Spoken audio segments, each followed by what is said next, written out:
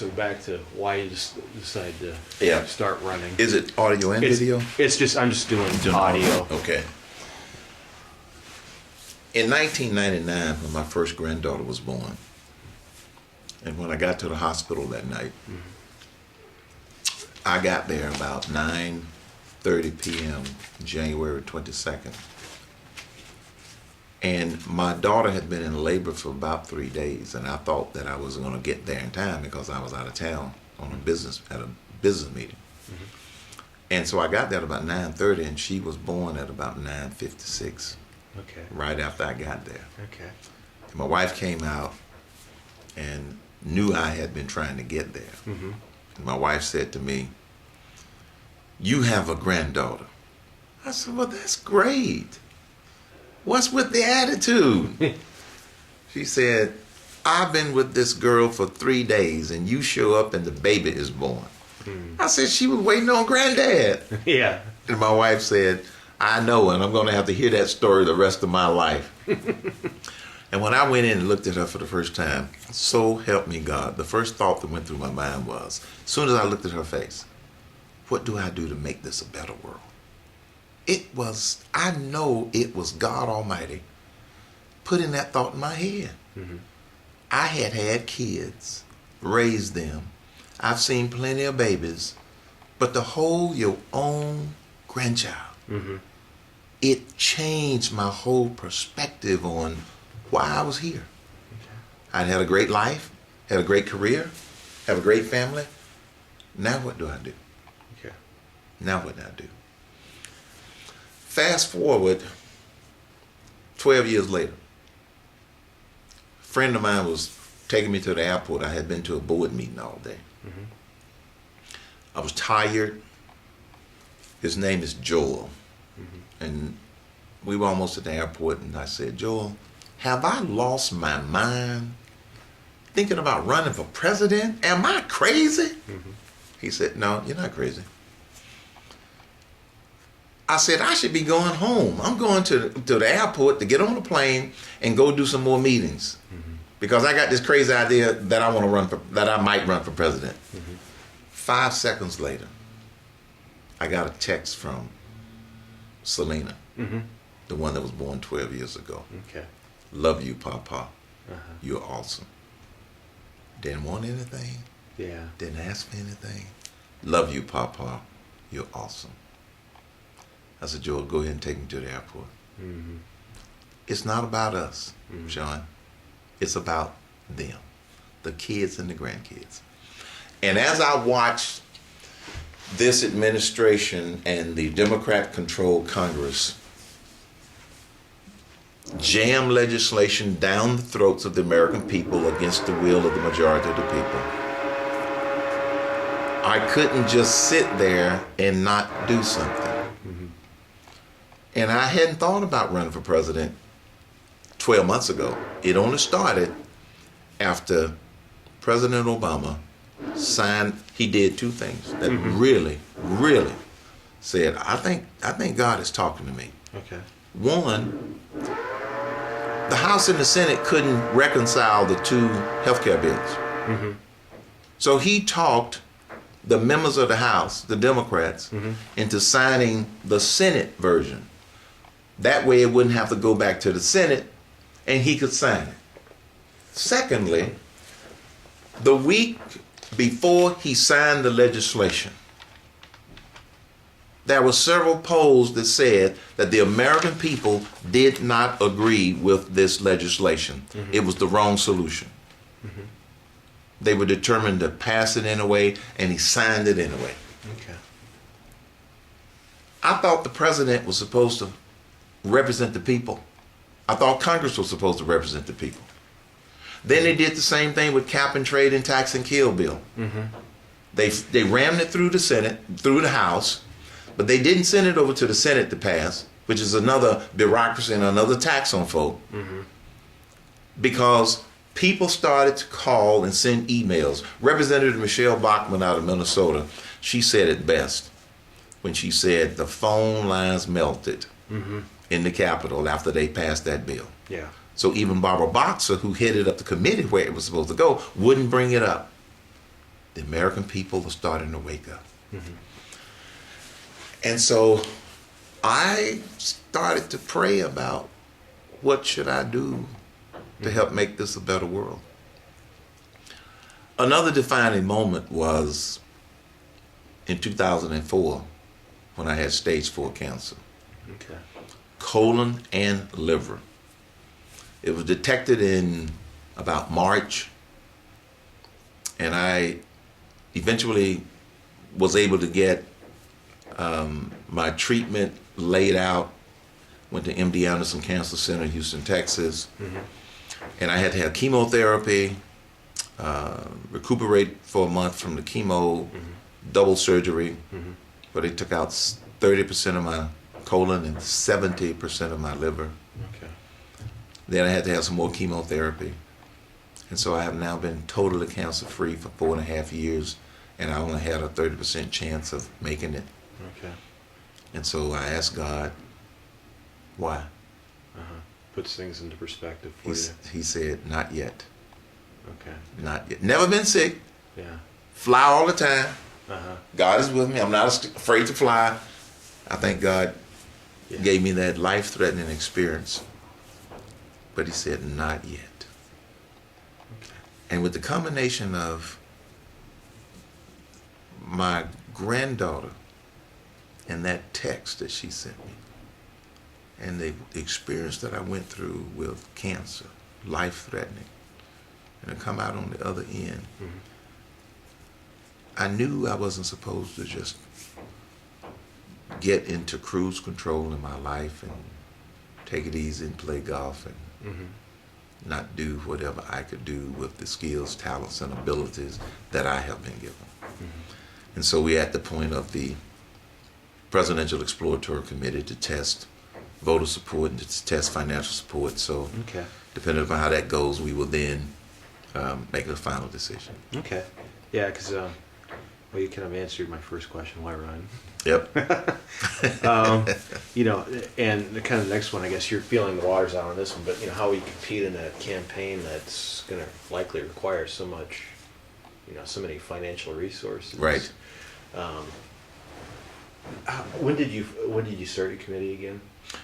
We officially announced it last Wednesday. Okay. All right. Yep. So you're just getting the Yep, ball just rolling. getting started. Okay. But we announced it at the same time that I redid my website, hermancain.com. That's been my brand for years, and I didn't want to change it. So Sure. if people go to hermancain.com, they can sign up to support us, both financially as well as volunteering some of their and time. you also have Facebook and Yep. Twitter. Yep, got account, Facebook too. and Twitter, and ever since we launched it on Wednesday, we've been picking up 1,000 friends on Facebook a day. Okay. It's only picked up 2,000 in 2 days, and it's still going. And we've also raised some money in 2 days, so that's a very good sign. But I'm doing a lot of other things to raise money, also reaching out to people that I know around the country, and that's also going extremely well. So by establishing the Presidential Exploratory Committee, it allows us to formally get that support to see how well we might be able to do. Okay. You know, what's your plan on overcoming the name ID gap? Because one of my contributors, was gonna remain nameless, but I'll name him Eric Goranson, said he had to Google your name. He wasn't sure who you were, and I'm sure you're probably getting some of that. Yep. Like I knew who you were, but Right. I don't know a whole lot about you. So Here's how I'm going to overcome the name ID gap. Just like in football, you've got to have a strong running game and you got to have a strong passing game. The people who don't know me are the ones, I don't have a household name recognition because I haven't been, I haven't been in politics, I haven't been in the media on a regular basis.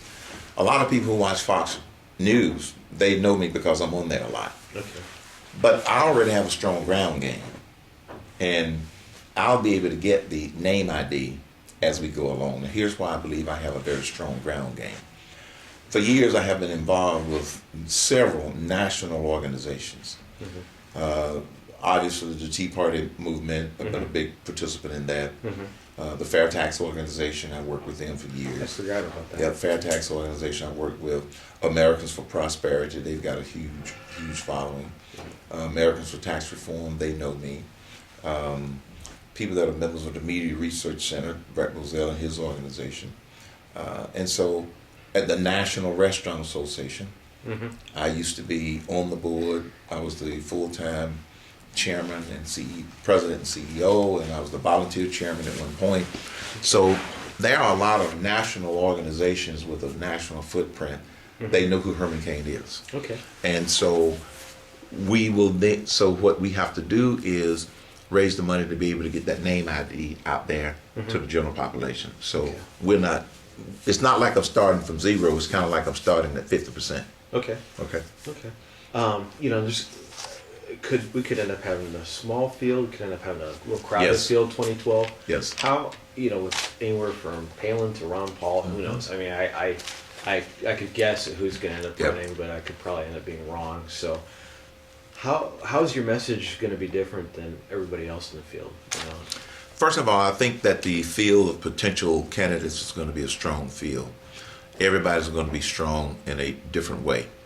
What I believe would be one of the strengths that I have that will emerge is how I talk about common sense solutions. Okay. This is what I have been doing. In fact, I'm publishing a little booklet in about another week where it talks about common sense solutions for 10 of our biggest issues. National security, we need to strengthen it. We need to unleash the economic power of our economy. We're growing at an anemic rate. The policies of the last 2 years have not stimulated a lot of economic growth. It's stimulated growth in government. We've got to solve the immigration problems, plural. There's not one, there's three. Yeah. Secure the border, enforce the laws that are there, and promote the path to citizenship we already have. We don't need a new path to citizenship. That's code for amnesty, which I don't agree with. And people who came here legally, they don't agree with amnesty. Now, do you think as far as the law in and of itself, the pathway, the quotas and all that needs to be readdressed? Yes. Okay. There are a number of people that come here legally for the different reasons, like professionals. That needs to be looked at. Secondly, we need to overhaul the immigration and customs enforcement, ICE. Because I heard the head of ICE make the statement, he doesn't have enough budget to do his job. Doesn't have enough budget to do his job. That means that we've got the priorities in the wrong place. I tell people they ought to change from ICE to IC, because they're not enforcing, okay? Yeah. Just make it IC instead of kidding people talking about it's ICE. Yeah. And so, yes, I think we need to readdress that. And so when people hear me talk, for all of these issues, I talk about what I call low-hanging fruit ideas. Simple ideas that have been around, but they never go anywhere. The reason they don't go anywhere is because we haven't had the leadership to take them somewhere. And the difference between how I would do the job as president is that I will be truly the people's president. Okay. Because I fundamentally believe that we will be able to get things passed in Congress if, number one, we identify the right problems that we ought to be working on. And then number two, we set the right priorities. And one of my priorities would be to only sign legislation that the American people can understand. Because I believe that if they understand it, they will demand it. If they understand it, they will demand it. And so rather than just using the bully pulpit to try and talk down to the public, trying to pass legislation that the public doesn't want, trying to put a happy face on that pig called healthcare reform. No, make sure that the American public can understand it. And the way I would do that is insist on legislation that's clean, not 2,700 pages. Send me 2,700 one-page bills. Then the public can understand it. I can understand it. I'm not sure Members about of that much legislation. Members of Congress might read it. Yeah. Well, That is, I don't know. if They we still might need have it. their Yeah. interns. But- I mean, they've made it too complicated. Yeah. Way too complicated. And so I believe that as a result, I'll be able to get a lot of these simple ideas done. Okay. Let's do an example, the economy. When they extended the tax rates for 2 years, they didn't go far enough. They should have made them permanent. Mm-hmm. Secondly, they should have lowered the top corporate tax rate from 35% to 25%. The American public can understand that, because if you share with them the fact that we are the only developed nation in the last 15 years that has not lowered its top corporate tax rate, the American public goes, why is that? Maybe we should do that. Plenty of evidence and plenty of analysis that says that it would help the economy. Mm-hmm. We need to lower the capital gains tax rate. People can understand that. Why? We are punishing risk. Mm-hmm. Don't punish risk.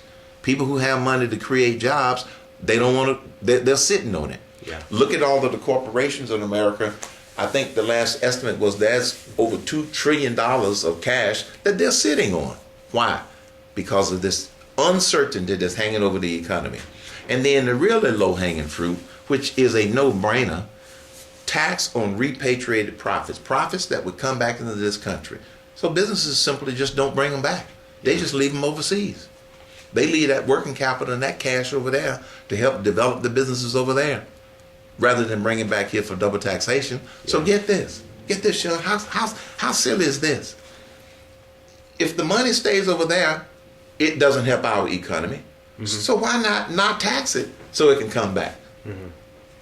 Very true. It makes no. So the common sense solutions that I talk about is what I believe would resonate with people, probably much more than some of the other candidates' ability to do so. Okay. One of my contributors wanted me to ask you, how will you win the states? She lives in California. Mm-hmm. That seem to topple the voice of Middle America. How will you make some inroads in California that seems to be not tracking with the rest of the country? Everybody else were tracking conservative. They I hope she doesn't take this the wrong way, but I'm not going to try to win California.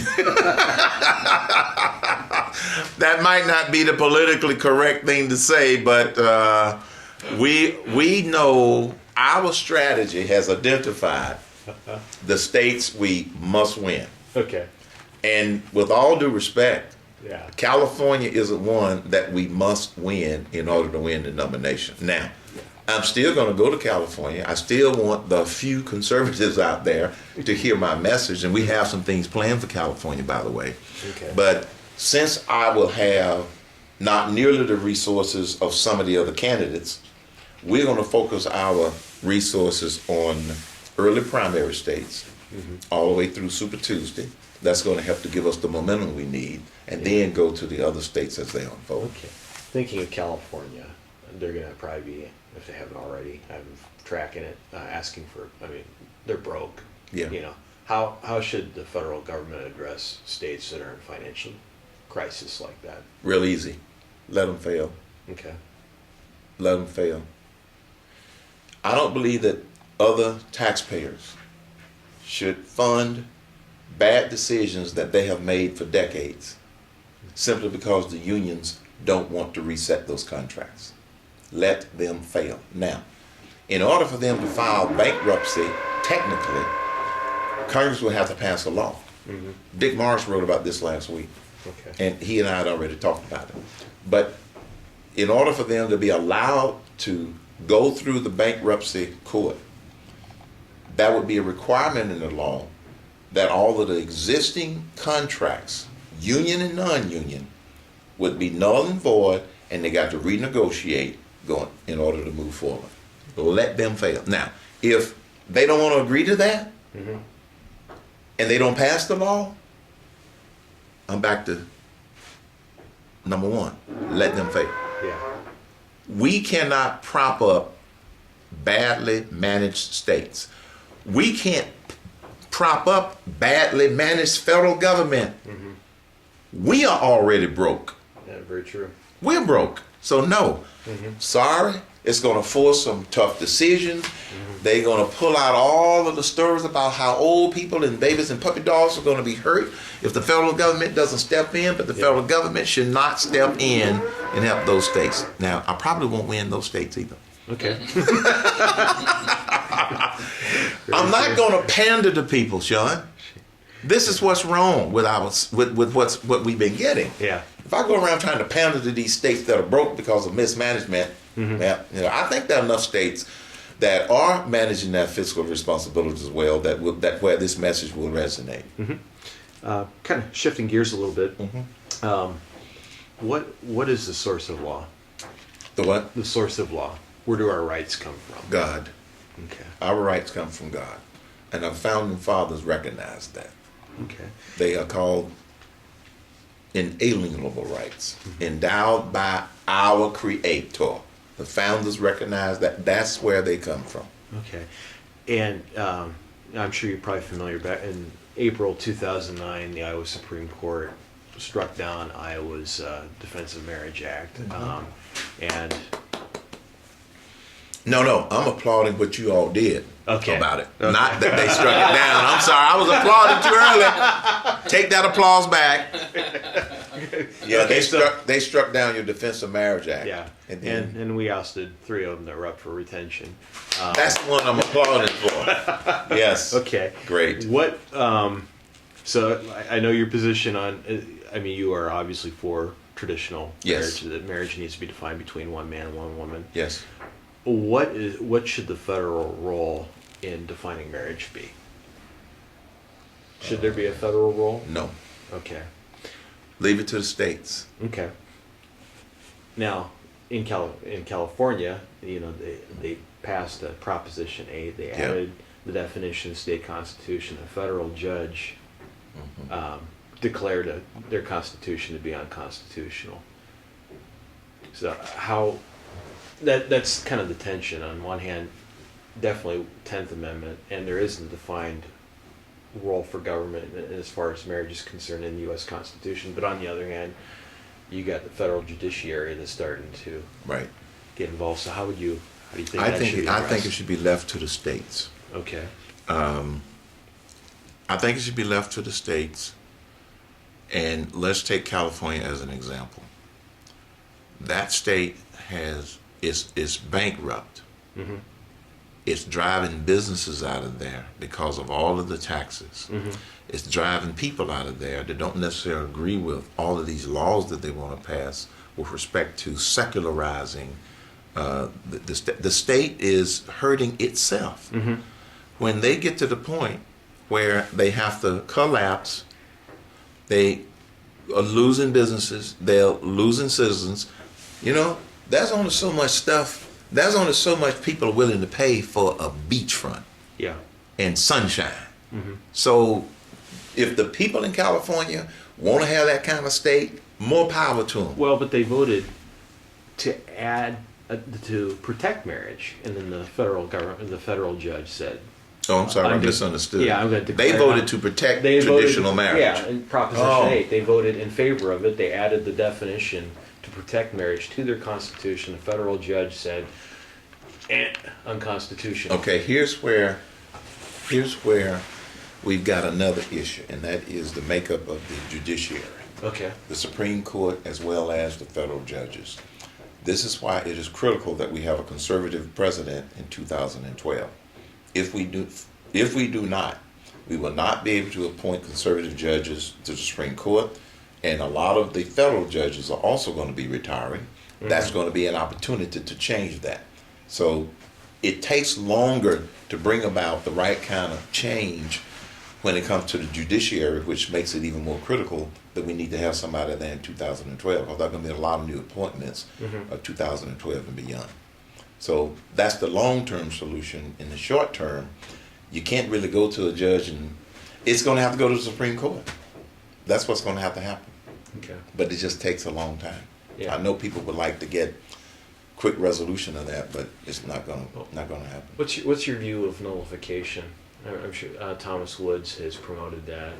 It's saying basically it's a state exercising its 10th Amendment right to say, hey, we disagree with the federal government. We, like, for instance, Arizona, when they passed their illegal immigration law, Right. when the federal judge, again, here you got federal-state conflict.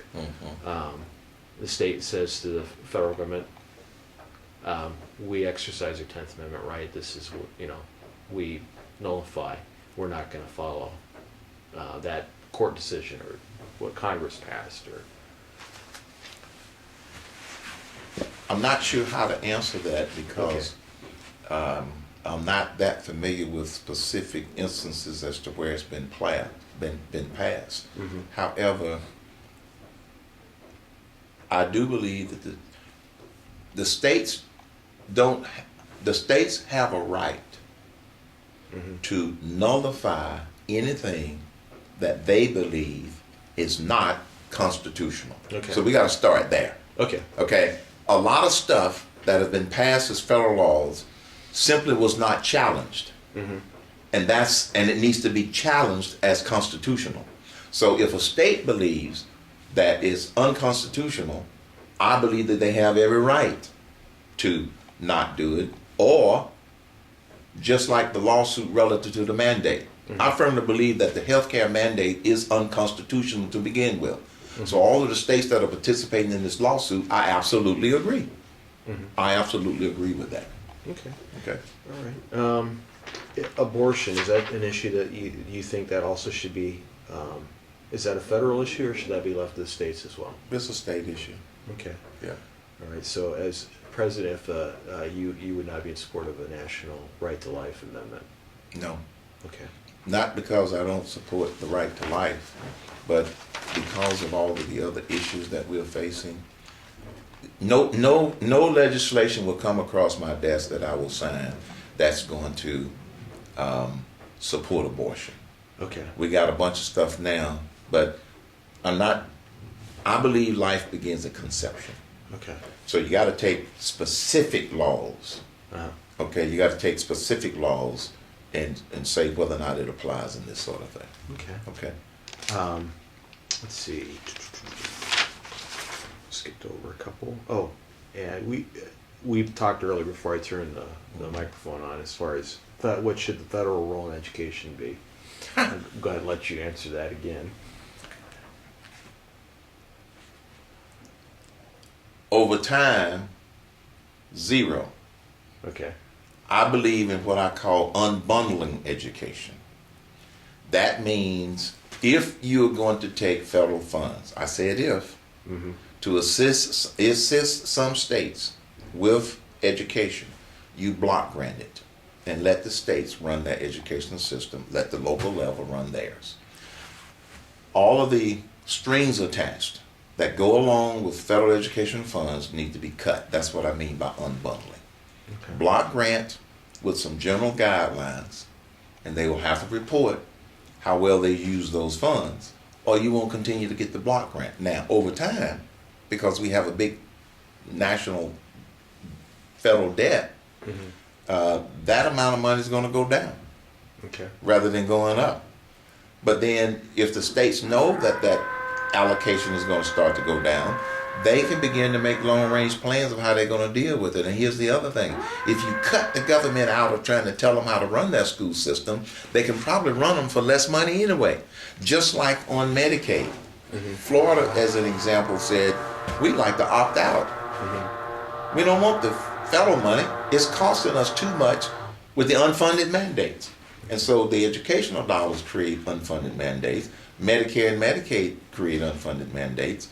And I don't believe in unfunded mandates. And I don't believe in, so what I'm saying is don't create the unfunded mandates in the first place. Okay. And let's unravel some of the ones that are already on the table. Okay. You recently, this is from another contributor, Mm-hmm. he's a libertarian, very Yeah. anti-Federal Reserve. So he said you recently said the Fed, on some radio interview you did, is over-audited. Could you clarify or elaborate your position on that? The Federal Reserve is over-audited with internal audits. I wasn't talking about an external audit. Okay. And I know that some people believe that the Federal Reserve should be audited. I wouldn't object to that. I just don't think they're going to find anything. And Ron Paul is going to be head of a subcommittee that has the authority to do that. If they want to do that, that's fine. I would never object to auditing the Federal Reserve. Okay. What I'm saying is I'm not going to take the lead on pushing for an audit of the Federal Reserve. Okay. because of the other priorities that we need to be facing. All right. And position on taxes, are you still a fair tax guy? In this order: fair tax, flat tax, no tax. Well, In other words, no tax won't happen. That's There's right. Two things Let in me- life that are inevitable. Let death me and explain what I taxes. mean by that. I know that I have worked on both of them. We are not going to pass the fair tax in one stroke of the pen. Mhm. We've got to do it in phases. Phase one is to simplify the tax on income. One idea is what Representative Paul Ryan from Wisconsin has proposed: 2 rates. Go all the way back to what Steve Forbes was proposing and Jack Kemp was proposing at one time: 1 rate. There's going to be a big argument over that. If we can get to a simpler tax on income first, then we can move to a single rate tax on consumption. Okay. The reason it has not gone any further than a big grassroots movement is simply because when people learn what the fair tax is about, they say that they support it. We haven't had the leadership that we needed in order to educate the rest of the public and get it across the finish line. It's back to when the people understand it, they will demand it. So as president, the first thing that I would push for immediately would be simplifying our current tax code on income, because people don't understand that. Then use 2 years to explain to the public what the advantages would be. Now, if that was a move to be able to put in the fair tax cold turkey, I'm right there ready to sign the legislation. Let's see. What is, there's been a lot of talk about political rhetoric lately. And what's your thoughts? I don't know if you shared on the radio, post Tucson shootings. You think the level of political rhetoric has gotten ratcheted up too high? You think we need to tone it down? You think... I think in some instances, some commentators, some folk have ratcheted it up too high. The answer is yes. Okay. But I don't think you can put all commentators and radio folk all in one soundbite that says that the rhetoric has got too high. There's some guilt on both sides, conservatives and liberals. And as a conservative, some of the rhetoric of the liberals, I think, is over the top. They think that conservative rhetoric is over the top. And so I think it was the right thing for President Obama to bring it up and say, as President of the United States, we need to do something more in terms of our civil discourse. We need more civility in our public discourse. But here's what makes me nervous, Sean. That usually means they want these flaming liberals to keep screaming this vitriolic rhetoric, but they want to shut up the conservatives. That's what that's about, because they have tried that before, okay? Yeah. With this fairness doctrine, with the fairness doctrine. Yeah. No, I don't trust them. Yeah. There's a lack of trust there, okay? Okay. And I think the American people see that. So whenever I hear that, it's very similar to when President Obama was saying, when he was campaigning, that he wanted stuff to be transparent. Haven't been. Yeah. Want to work across the aisle? Hadn't been. Was willing to negotiate? Didn't. The administration's and the Democrats' definition of compromise was do it their way. So I'm a little leery to say that I trust them when they say we want to bring down the tone of the civil discourse. Okay. Okay? Okay. And one last question, and if there's anything you'd like to share on record, you can go ahead and turn that over. My guys get nervous because I don't know where the record starts and stops. I don't know where it starts and stops. Probably came in, it's like, oh crap, he's recording it. See, with spending. Yes. Obviously, we need to cut spending. Yes. Where would you start? I'd start with I'm picking a number until I look at the actual budget. 10% off the top, every federal agency. 10%. Okay. Secondly, that's my horizontal cut. Then I'd do a vertical cut. Now, what I mean by vertical cut, same way you save a bankrupt company. You go into each area and find whole programs to cut. We cannot reduce the debt by trimming around the edges. Until I sit down with each federal agency head and go through every program, and back to this word priority, you tell me what your priorities are, and I want to see all of the programs. And then we're going to go through and decide which ones are the ones we're going to cut whole programs. Yeah, you certainly got to have something in mind. I know if I were president, I could think of like several. Yeah, but I want to do it. You're right. But I want to systematic. No, I'm not going to fall into the trap of saying I'm going to cut this program, this program, this program. No, I want to see how this program relates to the other programs under that same agency. See, one of the other differences that people are going to see with me is that I will talk about my approach to solving a problem more than talking about this must be the answer. Because there are a lot of things about some of these agencies and about some of these programs I don't know. My job is to learn them, ask the right questions, and then prioritize and decide what it is that we're going to cut. Okay. I mean, you're eventually talking about some major cuts. At least eventually, the U.S. Department of Education will go away. Yeah, there's going to be some there, but see, I don't want to say eliminate the Department of Education.